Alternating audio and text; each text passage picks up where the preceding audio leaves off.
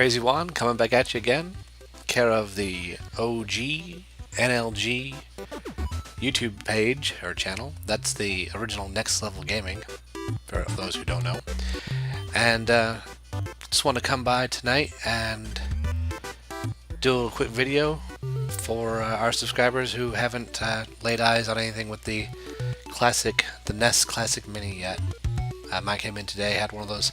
I lucked out and got one of the Toys R Us pre-orders, so I did not go to eBay and pay scalpers way too much money because Nintendo didn't make enough of these things, or at least release enough of these things.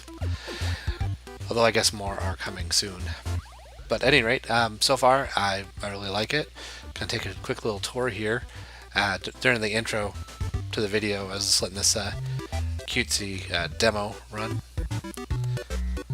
But here you are at the main screen, and you have the list of the games.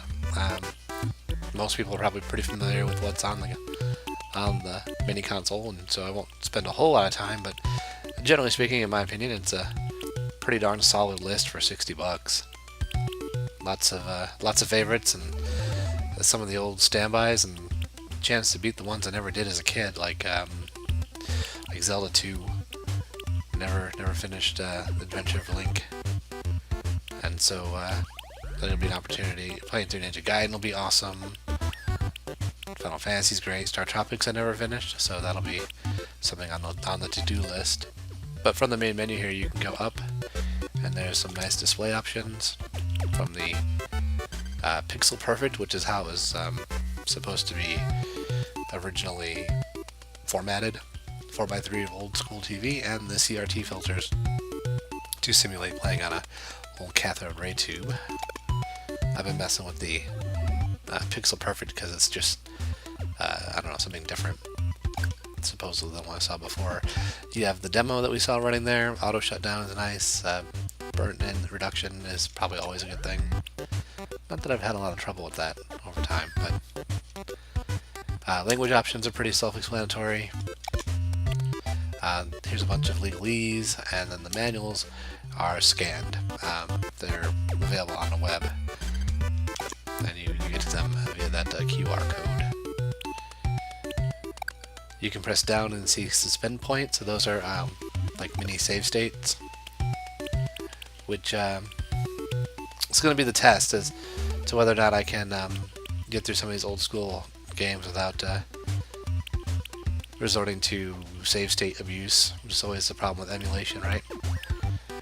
But yeah, it's got, you know, pretty basic but user-friendly enough interface, and it's all pretty much the real deal games. Of course, my very first video game was Galaga. When I was a kid, we lived at a campground, actually, a KOA campground. In a Coleman pop-up camper. I was about 4, and my mom and dad lived in that camper, and at the pool there was a Galaga machine, and I used to get a quarter a day and push a milk crate up to the machine so I could play it. I'm sure that I'm all kinds of crazy rusty,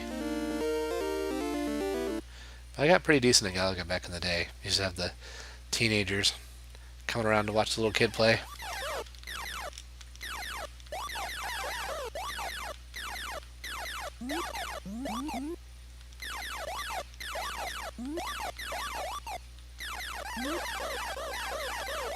It's nice that this has the HDMI feed.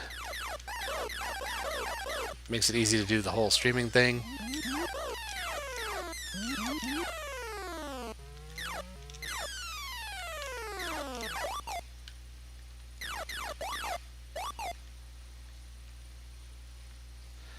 Guess he's not going to want to do the thing.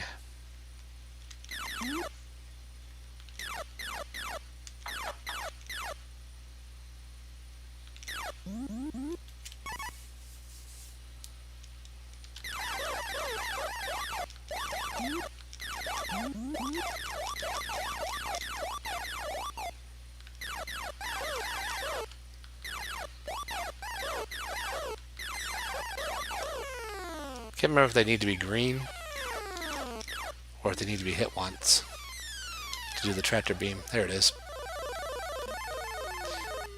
course, this is a bad thing in a sense because you lose a ship, technically, but you can get it back and double up your firepower for those who remember. Oh, jeez. Fail.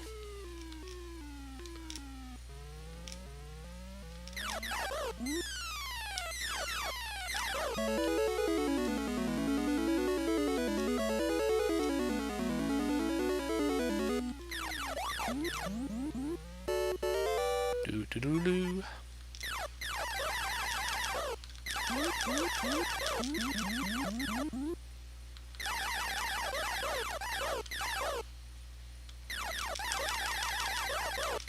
Ah!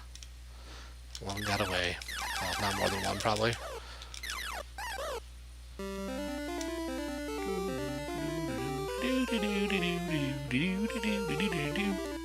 Sorry. Definitely a trip down memory lane.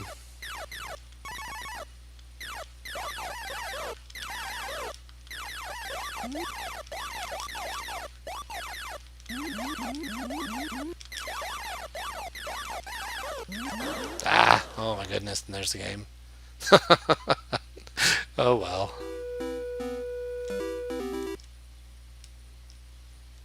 And then to get out of a game, you actually hit the reset button on the console, and it takes you back to the main screen here. And I can save that point if I choose to do so, or not. I can overwrite like so.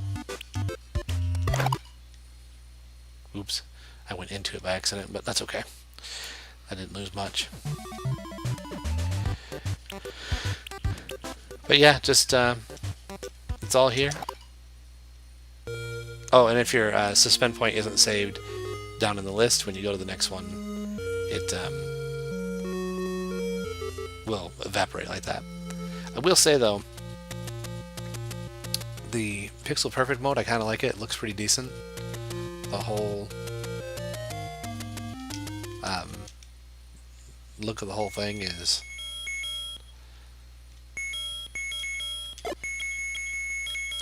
right up there with the actual NES I have sitting over here.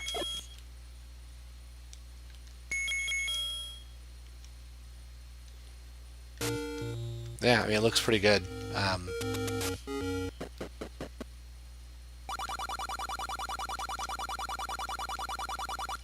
I think if I had kids, I would definitely want to have one of these to kind of introduce them to the gaming as I learned it back in the day.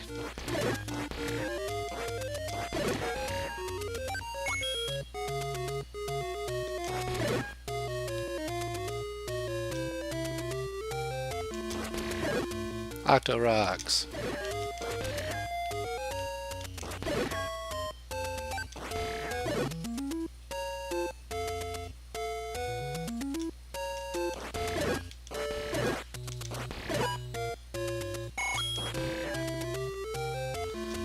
But yeah, so then, you know, you want to keep the console within arm's reach because you're using that button to get back to this menu. And I have this sorted right now by release date, but you can change the sorting on it by publisher, title, 1 or 2 player games, recently played, number of times played. But yeah, I'm probably going to sink a number of hours into this thing, getting through some of these games I never did. Like this one, I don't think I ever really finished that on the NES version. I did play through the Super NES, Super Ghouls and Goblins, or Ghosts and Goblins, Ghosts and Ghouls? Ghosts and Goblins, whatever the Super NES version is. I've been through that, but yeah, no. All in all, it's a pretty good package. Right now, I've got just the controller, and it has that kind of ridiculously short cable. But if you've seen on my Twitter the picture of my desk I've set up, it actually works pretty good. It fits right in with the length of my desk. If I had another player to play 2-player stuff, I'd want an extension for sure. Or I have a long HDMI, which might do the trick too, to get it within range of 2 players, but you'd have to be kind of friendly with the length of these cables. You'd be sitting pretty close to each other. We're pretty spoiled with the modern controllers in that way, I think. Although these are short even by comparison to the OG controllers, which I have for my NES over here. The controller, though, is, it's an exact match for size and feels really good. The D-pad and the buttons all feel like they should, in my opinion. It's absolutely worth the $60 to my estimation. I would recommend anyone who has an interest in this era of gaming to give it a go. But I would not recommend any kind of scalper price. I mean, nothing past retail on this thing, because it's by no means any kind of limited edition, and I don't support what those people are doing. I know supply and demand and all that, but I just can't help but judge it just a little bit. So there you have it.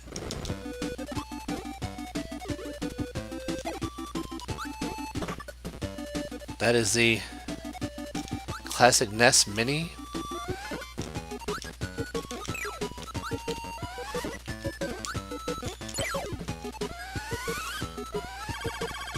This is a game I've actually never played.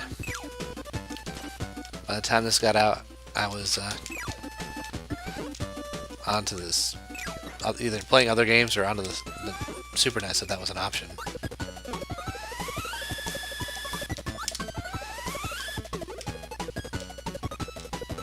So this is definitely one I'll want to play through as well.